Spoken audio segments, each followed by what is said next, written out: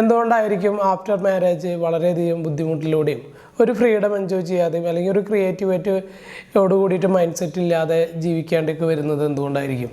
Equal വാല്യൂസുള്ള ആളുകൾ കൂട്ടിച്ചേരാത്തത് കൊണ്ടായിരിക്കും എന്നാണ് ഞാൻ മനസ്സിലാക്കുന്നത്. കാരണം വ്യത്യസ്തമായിട്ടുള്ള വാല്യൂസുള്ള ആളുകൾ ഒരുമിക്കുമ്പോൾ അവിടെ ക്ലാഷ് ഉണ്ടാവാനും അഭിപ്രായ വ്യത്യാസം ഉണ്ടാവാനും ഒക്കെ സാധ്യതയുണ്ട്.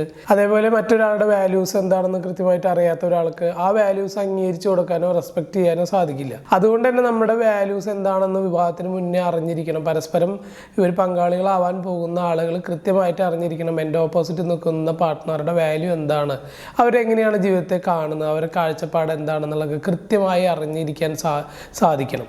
അതേപോലെ തന്നെ പരസ്പരം അങ്ങനെ അറിയുന്നതോടുകൂടി തന്നെ നമുക്ക് ആ വാല്യൂസ് അറിഞ്ഞുകൊണ്ടായിരിക്കും പിന്നീടുള്ള ജീവിതം. അപ്പോൾ അവർ ഏതിനാണ് പ്രയോറിറ്റി കൊടുക്കുന്നത്, ഏത് കാര്യത്തിനായിരിക്കും അവർ ജീവിതത്തിൽ ഇമ്പോർട്ടൻസ് കൊടുക്കുന്നതൊക്കെ നമുക്ക് അതിന് മുന്നേ അറിഞ്ഞിരിക്കുകയാണെന്നുണ്ടെങ്കിൽ അതിന് ശേഷം ഉണ്ടാവുന്ന പലതരത്തിലുള്ള ക്ലാഷിനും അതുപോലെ അഭിപ്രായ വ്യത്യാസത്തിനൊക്കെ നമുക്ക് കൃത്യമായിട്ട് സൊല്യൂഷൻ പെട്ടെന്ന് കണ്ടെത്താൻ പറ്റും.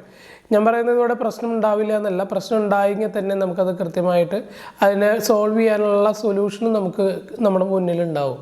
അപ്പോൾ എല്ലാവരും വിവാഹത്തിന് മുന്നേ നമ്മൾ ഈ ഒരു വാല്യുവേഷൻ നടത്തേണ്ടതുണ്ട്. കൃത്യമായിട്ടുള്ള വാല്യൂസുള്ള പരസ്പരം മാച്ച് ആവുന്ന വാല്യൂസുള്ള ആളുകൾ തമ്മിൽ ചേരുകയാണെന്നുണ്ടെങ്കിൽ ഈ ഒരു പ്രോബ്ലത്തിന് ഒരു പരിധി വരെ നമുക്കൊരു സൊല്യൂഷനായിട്ട് കാണാൻ പറ്റും.